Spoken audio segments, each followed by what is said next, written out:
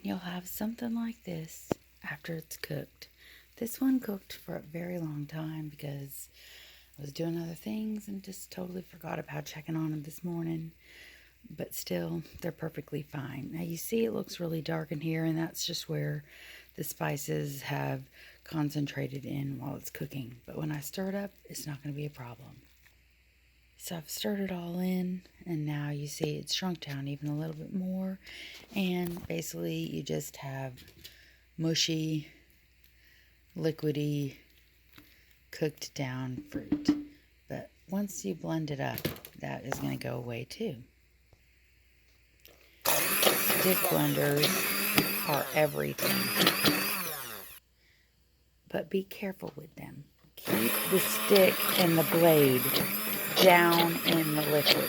You don't want to fling it up, or you're going to have hot applesauce flying everywhere, or hot soup if you use it for soup. And it's the best thing ever.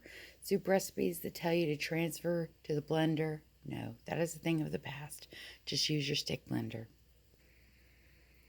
So as you see, it's blended it right up. Now, it still does have a little bit of texture to it, but that's actually how I like my applesauce. I don't need it to be, you know, baby food smooth. But if you need it baby food smooth, then you could transfer it in batches to a food processor. I mean, you just skip the immersion blender altogether and just transfer your batch of cooked apples and things into a food processor. Don't fill it more than halfway, or you're going to have a mess on your hands. You could also transfer it to your blender, again in batches, although probably a standard blender you might need to add liquid, so I scratch that. I have a blend tech which I can do that with, but probably a food processor would be the best way to go if you want it just ultra smooth. But I mean, if you continue with the stick blender, you can still get it quite smooth. I mean, it's not super chunky. It's just got a little bit of texture to it, which again, I just really like. Now, you'll see that it's a little bit, I mean, it's pretty thin right now, and you can totally eat it like this. I mean, warm. Some people really like it just hot from the pot, and thinner like this. But I will say the applesauce, just as with soup and frankly with a lot of casseroles, putting it in the refrigerator and letting it set up and sit for at least a few hours will improve not only the texture, it will thicken up in the refrigerator, but it will also improve the flavor. Soups, when you make them the same day, especially, no, I'm not even going to say especially, because just soups in general, almost all soups, with some rare exception, I'm sure, are better the next day. They're good straight from the pot the day you make them, but if you put them in the refrigerator overnight and then reheat it, almost invariably the soup will be better the next day because the soup has had time for all of the flavors to meld. That's true with casseroles.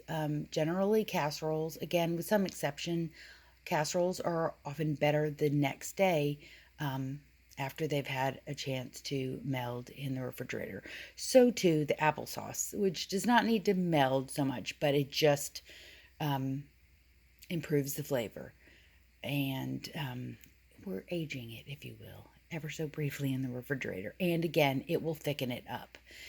And honestly, I think that the flavor is, you taste the applesauce flavor more when it's a little less hot. When it's too warm, sort of the heat is competing with the flavor.